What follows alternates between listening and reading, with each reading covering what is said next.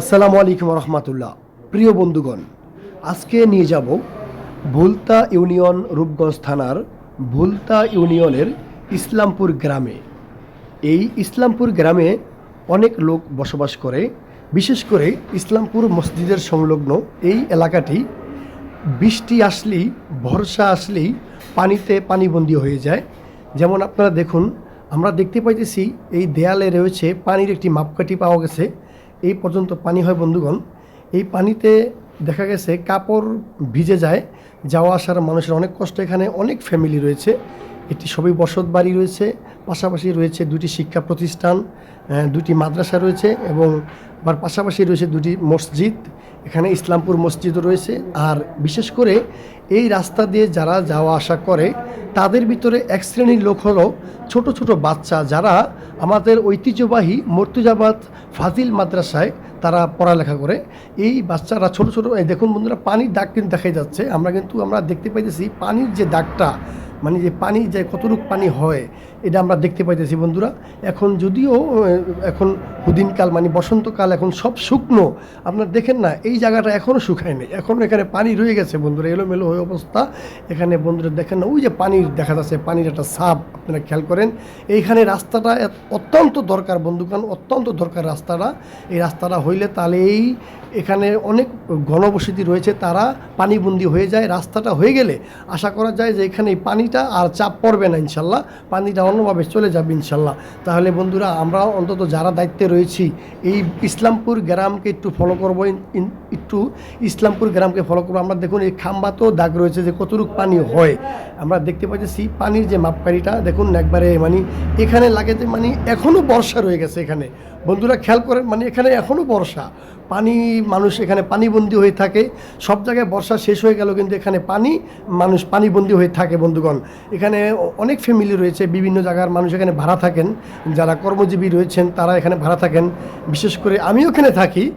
তাই এই যে আমরা এখন চলে আসলাম, এই যে একটা মাথায় একটা বাড়ি রয়েছে, এই বাড়িটা এখানেও ভাড়া চলেন। এই যে সামনে এখানেও ভাড়া চলে। তো এই জায়গায় দেখুন একটি বড় একটি ভবন রয়েছে বন্ধুগণ।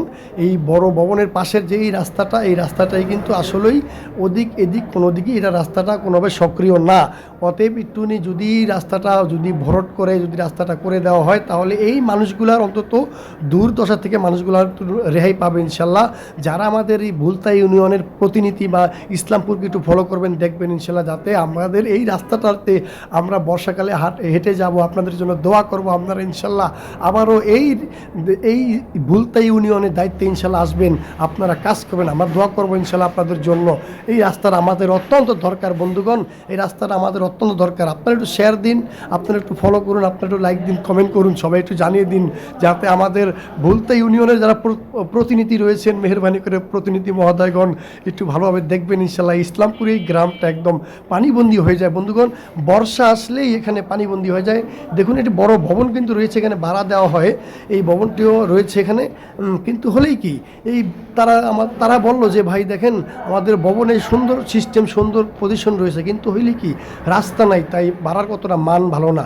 কেন বর্ষা আসলে এখানে পানি হয়, অনেক পানি হয়, তাই এখানে অতটা ভাড়ার মান পাওয়া যায় না, এগুলো বললো আর কি বন্ধুরা। তো অতএব আমরা চাই যাতে আমাদের এই ভুলতা ইউনিয়নের দায়িত্বে যারা রয়েছেন প্রতিনিধি ভাইরা, অবশ্যই আপনাদেরকে আল্লাহ পাক আরও সুন্দরভাবে কাজ করার তৌফিক দান করুক। আপনারা অন্তত এই রাস্তাটা কিন্তু ভরাট করে রাস্তাটা করে দেওয়ার জন্য বিশেষভাবে আমরা অনুরোধ জানাবো।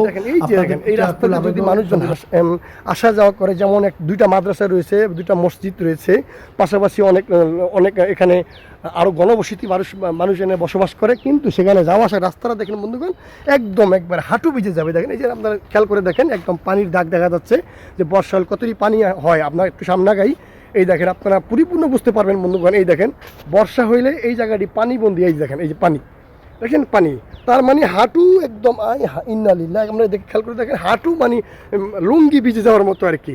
এখানে খুব দরকার একটি রাস্তা। এই দেখেন এই আশেপাশে বামে যে রাস্তা একই সমস্যা তারা ভুগতেছেন। এই দেখেন কোনো রকমে তারা এইভাবে বস্তা দিয়ে কোনো রকমে তারা হেঁটে যাওয়ার মতো একটু ব্যবস্থা করেন। আমিও হেঁটে যাই নিজে, এখানে এই রাস্তাতে আমি হেঁটে যাই, তখন দেখি যে এই জায়গায় আসলে তখন আর কাপড় বাঁচে না, বন্ধুরা হাসবেন না কেউ, এই জায়গায় আসলেই দেখুন না, মানে হাঁটু তো উপরে, এবার কাপড় আর বাঁচবো না, কিন্তু কাপড় এবার ভিজে যাবে। অতএব বন্ধুগণ, এই রাস্তাটা পানি যখন চাপ দেয়, এই চাপের কারণে এই মানুষগুলো সব পানিবন্দী হয়ে যায়। আর যদি এই রাস্তাটা করে দেওয়া হয় ইনশাল্লাহ, তাহলে রাস্তার কারণে এই মানুষগুলোই হয়তো অনেকটাই বেঁচে যাবে, অনেকটা সাবধানে থাকতে পারবে। বন্ধুগণ, এই রাস্তাটা খুব প্রয়োজন। আমরা এক ভাইয়ের সাথে কথা বলবো রাস্তাটা। বন্ধুরা, আমরা একটি ভাইকে পেয়েছি, আমরা একটু প্রশ্ন করতে চাই রাস্তাটা কেমন দরকার তাদের একটু জানতে চাই। ভাইয়া বলুন না কিছু আমাদেরকে। রাস্তাটা অনেক দরকার। আচ্ছা আচ্ছা, রাস্তার কাম কাজ করতে সমস্যা, আচ্ছা আচ্ছা আচ্ছা পানি বন্দি কাজ করা লাগে। আচ্ছা আচ্ছা, যাওয়া আসা কষ্ট কেমন আমাদেরকে বলবেন কি? কষ্ট তো অনেক, অনেক কষ্ট। লোক আইতেই চায় না, কেন যে ভাড়া দেয় অনেক কিছু লোকজন, এটা ভাড়া হইতে চায় না। আচ্ছা আচ্ছা আচ্ছা আচ্ছা আচ্ছা, অনেক কষ্ট, রাস্তাটা হওয়ার দরকার। আচ্ছা আচ্ছা।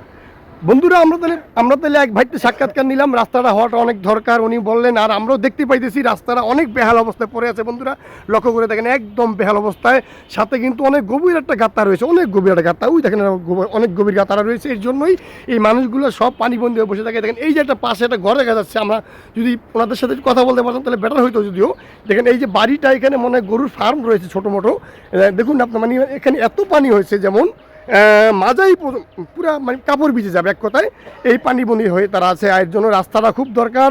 বর্তমান যারা আমাদের এই ইউনিয়নের দায়িত্বশীল রয়েছেন তাদের প্রতি দৃষ্টি আকর্ষণ করে বলছি, বায়লার পাশাপাশি ইসলামপুর গ্রাম, এই গ্রামের এই রাস্তাটা খুব প্রয়োজন, খুব প্রয়োজন। এই রাস্তাটা করে দিলে তারা অনেক মানুষগুলো এই রাস্তা দিয়ে হেঁটে যাওয়ার জন্য খুব ভালো হবে। দুইটা শিক্ষা প্রতিষ্ঠান মাদ্রাসা রয়েছে এই রাস্তা দিয়ে, মানে যাওয়া যায়। আবার আপনার মর্তুজাবাস ফাজিল মাদ্রাসা যেটা রয়েছে আমাদের বড় মাদ্রাসা, এই মর্তুজা মাদ্রাসা কিন্তু এই রাস্তায় যাওয়া যায়। হ্যাঁ, এইদিকে বাচ্চারা, ছোটো মোটো যারা বাচ্চারা, তারা কিন্তু এই গ্রাম দিয়ে হেঁটে হেঁটে যায় তারা। বন্ধুরা, আমরা কিন্তু অনেকবার দেখেছিলাম। আমার বাসাতে একটু কথা বলতে চাই। ভাই আপনি একটু বলবেন যেখান দিয়ে এই রাস্তা দিয়ে কি মর্তুজা মাদ্রাসা যাওয়া আসা যায়, কিন্তু বলবেন কি প্লিজ? মর্তুজা মাদ্রাসা, এখনো দুইটা মাদ্রাসা আছে। আচ্ছা আচ্ছা, তার মানে এখানে এই রাস্তার ছোট পোলাপান এদিকে না যাওয়া। আচ্ছা আচ্ছা আচ্ছা আচ্ছা আচ্ছা, তার মানে আপনি বলতে চাচ্ছেন এখানে তিনটা মাদ্রাসা রয়েছে, যেমন আমাদের বড় দারুল উলুম মর্তুজাবাস ফাজিল মাদ্রাসা, বড় মাদ্রাসা যেটা, এরপর মানে এই রাস্তায় যাওয়া যায় আর কি, এই রাস্তায় যাওয়া যায়। আচ্ছা, এই রাস্তায় যাওয়া যায়। তারপরে আরো দুইটা মাদ্রাসা রয়েছেন, ইসলামপুর বিশ্বনবী সাল্লাল্লাহু আলাইহি ওয়াসাল্লাম কওমি মহিলা মাদ্রাসা রয়েছেন, আরেকটা রয়েছেন হ্যাঁ দারুস সাইফুল ইসলাম ভাইয়ের মাদ্রাসা রয়েছেন।